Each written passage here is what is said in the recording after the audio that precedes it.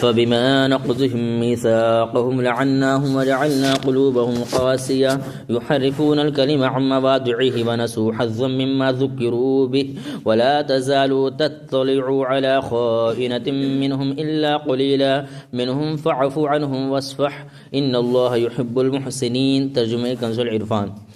تو ان کے عہد توڑنے کی وجہ سے ہم نے ان پر لعنت کی اور ان کے دل سخت کر دیے. وہ اللہ کی باتوں کو ان کے مقامات سے بدل دیتے ہیں اور انہوں نے ان نصیحتوں کا بڑا حصہ بھلا دیا جو انہیں کی گئی تھیں، اور تم ان میں سے چند ایک کے علاوہ سب کسی نہ کسی خیانت پر مطلع ہوتے رہو گے تو انہیں معاف کر دو اور ان سے درگزر کرو، بے شک اللہ احسان کرنے والوں سے محبت فرماتا ہے. فبما نقضهم، تو ان کے عہد توڑنے کی وجہ سے بن اسرائیل نے عہد الہی کو توڑا اور حضرت موسیٰ علیہ السلام کے بعد آنے والے انبیاء علیہ السلام کی تکذیب کی اور انبیاء کرام علیہ السلام کو قتل کیا اور تورات کے احکام کی مخالفت کی، نیز ان آیات کو بدل دیا جن میں حضور علیہ السلام کی نعت و صفت کا بیان تھا جو توریت میں بیان کی گئی ہیں. نیز انہوں نے اللہ عز و جل کی بہت سی ہدایات کو فراموش کر دیا جو توریت میں دی گئی تھیں کہ وہ تاجدار رسالت صلی اللہ علیہ وسلم کی پیروی کریں اور ان پر ایمان لائیں. تو ان حرکتوں کے نتیجے میں اللہ عز و جل نے ان پر لعنت فرمائی اور ان کے دل سخت کر دیے. گناہوں کی وجہ سے دل سخت ہو جاتے ہیں. اس سے معلوم ہوا کہ بدعمالیوں کی وجہ سے بھی دل سخت ہو جاتے ہیں. حضرت یحییٰ بن معاذ رحمۃ اللہ تعالیٰ علیہ فرماتے ہیں، آنسو دلوں کی سختی کی وجہ سے خشک ہوتے ہیں اور دلوں کی سختی گناہوں کی کثرت کی وجہ سے ہوتی ہے اور عیب زیادہ ہونے کی وجہ سے گناہ کثیر ہوتے ہیں. اور حضرت عبداللہ بن عمر رضی اللہ تعالیٰ عنہ سے روایت نبی کریم صلی اللہ علیہ وسلم نے ارشاد فرمایا، سخت دل آدمی اللہ تعالیٰ سے بہت دور رہتا ہے. اللہ تعالیٰ ہمیں دل کی سختی سے محفوظ فرمائے. ولا تزال تطلع، اور آپ ہمیشہ مطلع ہوتے رہیں گے.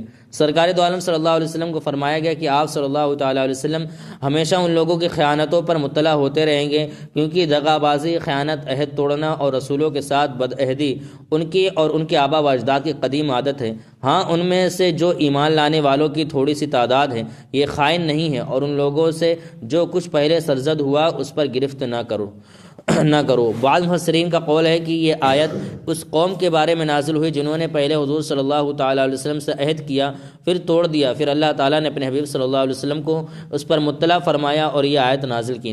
اس صورت میں معنی یہ ہے کہ ان کے اس عہد شکنی سے درگزر کیجیے جب تک کہ وہ جنگ سے باز رہیں اور جزیہ ادا کرنے سے منع نہ کریں. وَمِنَ الَّذِينَ قَالُوا إِنَّا نَصَارَىٰ أَخَذْنَا مِيثَاقَهُمْ فَنَسُوا حَظًّا مِّمَّا ذُكِّرُوا بِهِ فَأَغْرَيْنَا بَيْنَهُمُ الْعَدَاوَةَ وَالْبَغْضَاءَ إِلَىٰ يَوْمِ الْقِيَامَةِ وَسَوْفَ يُنَبِّئُهُمُ اللَّهُ بِمَا كَانُوا يَصْنَعُونَ. ترجمہ کنز العرفان. اور جنہوں نے دعویٰ کیا کہ ہم نصارہ ہیں، ان سے ہم نے عہد لیا تو وہ ان نصیحتوں کا بڑا حصہ بھلا بیٹھے جو انہیں کی گئی تھی، تو ہم نے ان کے درمیان قیامت کے دن تک کے لیے دشمنی اور بغض ڈال دیا، اور ان قریب اللہ انہیں بتا دے گا جو کچھ وہ کرتے تھے. وَمِنَ الَّذِينَ قَالُوا إِنَّا نَصَارَىٰ، جنہوں نے دعویٰ کیا کہ ہم نصارہ ہیں. یہودیوں کے بعد اب عیسائیوں کا تذکرہ کیا جا رہا ہے. ان کے بارے میں فرمایا کہ جنہوں نے دعویٰ کیا کہ ہم نصارہ ہیں یعنی دین خدا کے مددگار ہیں، ان سے بھی ہم نے اللہ تعالیٰ اور اس کے رسولوں علیہ السلام پر ایمان لانے کا عہد لیا، لیکن وہ بھی انجیل میں دی گئی نصیحتوں کا بڑا حصہ بھلا بیٹھے اور انہوں نے بھی عہد شکنی کی، تو ہم نے ان کے درمیان قیامت کے دن تک کے لیے دشمنی اور بغض ڈال دیا. چنانچہ حضرت قتادہ رضی اللہ تعالیٰ نے کہا کہ جب نصارہ نے کتاب الہی یعنی انجیل پر عمل کرنا ترک کیا اور رسولوں کی نافرمانی کی، فرائض ادا نہ کیے اور حدود الہی کی پرواہ نہ کی، تو اللہ تعالیٰ نے ان کے درمیان عداوت ڈال دی. اس کا نتیجہ یہ ہوا کہ یہ فرقوں میں بٹ گئے اور ایک دوسرے کو تباہ کرنے لگے. چنانچہ دو عالمی عظیم جنگیں اور ان کی تباہیاں انہی صاحبان کی برکت سے ہوئیں. بسم اللہ الرحمن الرحیم. یا اہل الکتاب قد جاءکم رسولنا یبین لکم کثیرا مما کنتم تخفون من الکتاب ویعفو عن کثیر قد جاءکم من اللہ نور وکتاب مبین. ترجمہ کنز العرفان. اے اہل کتاب، بے شک تمہارے پاس ہمارے رسول تشریف لائے، وہ تم پر بہت سی وہ چیزیں ظاہر فرماتے ہیں جو تم نے اللہ کی کتاب سے چھپا ڈالی تھیں، اور بہت سی معاف فرما دیتے ہیں. بے شک تمہارے پاس اللہ کی طرف سے ایک نور آ گیا اور ایک روشن کتاب. یا اہل الکتاب، اے اہل کتاب. یہاں یہودیوں اور عیسائیوں سب سے خطاب ہے. فرمایا گیا کہ اے اہل کتاب، بے شک تمہارے پاس ہمارے رسول محمد مصطفیٰ صلی اللہ تعالیٰ علیہ وسلم تشریف لے آئے، وہ تم پر بہت سی وہ چیزیں ظاہر فرماتے ہیں جو تم نے اللہ عز و جل کی کتاب سے چھپا ڈالی تھیں، جیسے رجم کی آیات اور سرور کائنات صلی اللہ علیہ وسلم کا اوصاف جو تم نے چھپا دیے تھے لیکن حضور اکرم صلی اللہ علیہ وسلم نے بیان فرما دیے، اور یہ آپ صلی اللہ تعالی علیہ وسلم کا معجزہ ہے۔ تمہاری چھپائی ہوئی چیزیں بیان کرنے کے ساتھ بہت سی باتیں یہ نبی کریم صلی اللہ علیہ وسلم معاف فرما دیتے ہیں، اور ان کا ذکر بھی نہیں کرتے اور نہ ان پر مواخذہ فرماتے ہیں، کیونکہ آپ صلی اللہ تعالی وسلم اسی چیز کا ذکر فرماتے ہیں جس میں مصلحت ہو۔ یہ سب حضور علیہ الصلوۃ والسلام کی عظمت و شان کا بیان ہے۔ قد جاءکم من اللہ نور، بے شک تمہارے پاس اللہ کی طرف سے نور آ گیا۔ اس آیت مبارکہ میں نور سے کیا مراد ہے، اس بارے میں مختلف اقوال ہیں۔ ایک قول یہ ہے کہ اس سے مراد سرکار دو عالم صلی اللہ علیہ وسلم کی ذات والا صفات ہے۔ فقی ابو اللہ سمرقندی رحمۃ اللہ تعالی علیہ فرماتے ہیں وہ محمد صلی اللہ علیہ وسلم القرآن، یعنی نور سے مراد محمد صلی اللہ تعالی وسلم اور قرآن ہے۔ امام ابو محمد حسین بن مسعود بغوی رحمۃ اللہ تعالی لکھتے ہیں یعنی محمد صلی اللہ تعالی علیہ وسلم وقیل الاسلام، یعنی نور سے مراد حضور علیہ الصلوۃ والسلام ہے، اور ایک قول یہ ہے کہ اس سے مراد اسلام ہے۔ علامہ خازن رحمۃ اللہ تعالی فرماتے ہیں یعنی محمد صلی اللہ علیہ وآلہ وسلم انما سماه اللہ نورا لانه یہتدی به کما یہتدی بالنور فی الظلام، یعنی نور سے مراد محمد صلی اللہ علیہ وسلم ہے۔ اللہ تعالیٰ نے آپ کو نور اس لیے فرمایا کہ جس طرح اندھیرے میں نور کے ذریعے ہدایت حاصل ہوتی ہے، اسی طرح آپ صلی اللہ تعالی وسلم کے ذریعے بھی ہدایت حاصل ہوتی ہے۔ علامہ جلال الدین سیوطی رحمۃ اللہ تعالی علیہ لفظ نور کی تفصیل لکھتے ہوئے فرماتے ہیں وہو نبی صلی اللہ علیہ وسلم، نور سے مراد نبی اکرم صلی اللہ علیہ وسلم۔ علامہ ساوی رحمۃ اللہ تعالی فرماتے ہیں وسمی نورا لانه ينور البصائر ويهديها للرشاد ولأنه أصل كل نور حسی و معنوی، یعنی حضور اکرم صلی اللہ علیہ وسلم کا نام اس آیت میں نور رکھا گیا اس لیے کہ حضور اکرم صلی اللہ علیہ وسلم بصیرتوں کو روشن کرتے ہیں اور انہیں رشد و ہدایت فرماتے ہیں، اور اس لیے کہ آپ صلی اللہ تعالی علیہ وسلم ہر نور حصے یعنی وہ نور جسے دیکھا جا سکے اور معنوی جیسے علم و ہدایت کی اصل ہیں۔ امام فخر الدین رازی رحمۃ اللہ تعالی فرماتے ہیں النور والکتاب هو القرآن وهذا ضعیف لأن العطف یوجب المغایرہ بین المعطوف والمعطوف علیہ، یعنی یہ قول کہ نور اور کتاب دونوں سے مراد قرآن ہے یہ ضعیف ہے، کیونکہ حرف عطف معطوف و معطوف علیہ میں مغایرت یعنی ایک دوسرے کا غیر ہونے کو مستلزم ہے۔ علامہ سید محمود آلوسی بغدادی رحمۃ اللہ تعالی فرماتے ہیں وہو نور الانوار والنبی المختار صلی اللہ علیہ وسلم، یعنی اس نور سے مراد تمام نوروں کے نور نبی اکرم صلی اللہ علیہ وسلم کی ذات ہے۔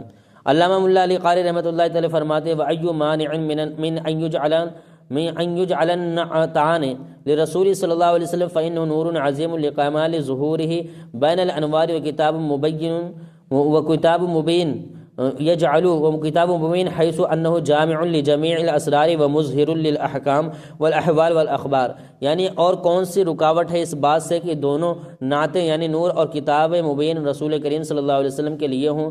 بے شک حضور اکرم صلی اللہ علیہ وسلم نور عظیم ہیں، انوار میں ان کے کمال ظہور کی وجہ سے، اور حضور صلی اللہ علیہ وسلم کتاب مبین ہیں اس حیثیت سے کہ آپ صلی اللہ علیہ وسلم جمیع اسرار کے جامع ہیں اور احکام و احوال و اخبار کے مظہر ہیں، بلکہ خود حضور صلی اللہ علیہ وسلم نے اپنا نور ہونا بیان فرمایا۔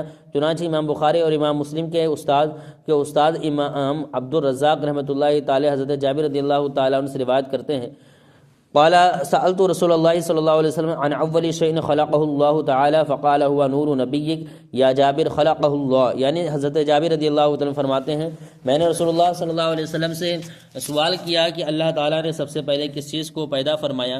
ارشاد فرمائے اے جابر وہ تیرے نبی کا نور ہے جسے اللہ تعالیٰ نے پیدا فرمایا۔ يهدي به الله من اتبع رضوانه سبل السلام ويخرجهم من الظلمات إلى النور بإذنه ويهديهم إلى صراط مستقيم۔ ترجمہ کنز العرفان، اللہ اس کے ذریعے اسے سلامتی کے راستوں کی ہدایت دیتا ہے جو اللہ کی مرضی کا تابع ہو جائے، اور انہیں اپنے حکم سے تاریکیوں سے روشنی کی طرف لے جاتا ہے اور انہیں سیدھی راہ کی طرف ہدایت دیتا ہے۔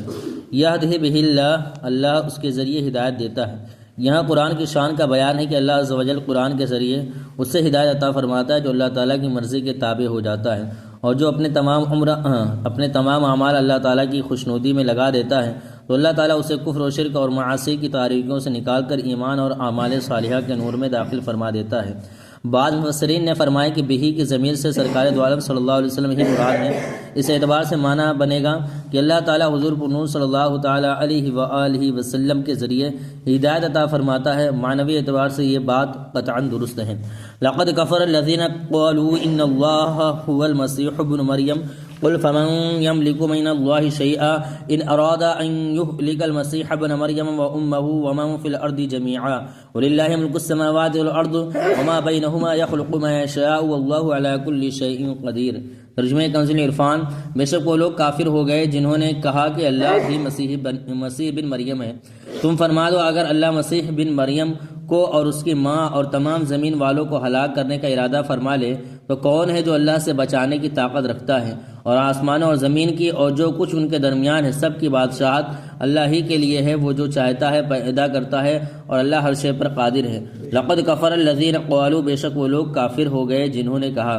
حضرت عبداللہ بن عباس رضی اللہ تعالیٰ عنہ نے فرمایا کہ نجران کے عیسائیوں نے یہ بات کہی ہے اور نصرانیوں کے فرقے یعقوبیہ و ملکانیہ کا یہی مذہب ہے کہ وہ حضرت عیسیٰ علیہ السلام کو اللہ بتاتے ہیں، کیونکہ وہ حلول کے قائل ہیں، اور ان کا اعتقاد باطل یہ ہے کہ اللہ تعالیٰ نے حضرت عیسیٰ علیہ السلام میں حلول کیا ہوا ہے، جیسے پھول میں خوشبو اور آگ میں گرمی نے معاذ اللہ ثم معاذ اللہ۔ اللہ تعالیٰ اس سے پاک ہے۔ اللہ تعالیٰ نے اس آیت میں حکم کفر دیا اور اس کے بعد ان کے مذہب کا فساد بیان فرمایا۔ حضرت عیسیٰ علیہ السلام کی الوہیت کی تردید، اس آیت میں حضرت عیسیٰ علیہ السلام کی الوہیت کی کئی تردید ہے۔ حضرت عیسیٰ علیہ السلام کو موت آ سکتی ہے، اور جسے موت آ سکتی ہے وہ خدا نہیں ہو سکتا۔ آپ علیہ السلام ماں کے شکم سے پیدا ہوئے، اور جس میں یہ صفات ہوں وہ اللہ نہیں ہو سکتا۔ اللہ تعالیٰ تمام آسمانی اور زمینی چیزوں کا مالک ہے اور ہر چیز رب عز و جل کا بندہ ہے۔ اگر کسی میں اللہ تعالیٰ نے حلول کیا ہوتا تو وہ اللہ کا بندہ نہ ہوتا، حالانکہ حضرت عیسیٰ علیہ السلام خود اس بات کے اقرار کرتے ہیں کہ وہ اللہ تعالیٰ کے بندے ہیں۔ اللہ تعالیٰ از خود خالق ہے۔ اگر آپ علیہ السلام میں الوہیت ہوتی تو آپ علیہ السلام بھی از خود خالق ہوتے۔ صلو علی الحبیب صلی اللہ تعالیٰ علی محمد صلی اللہ علیہ وسلم۔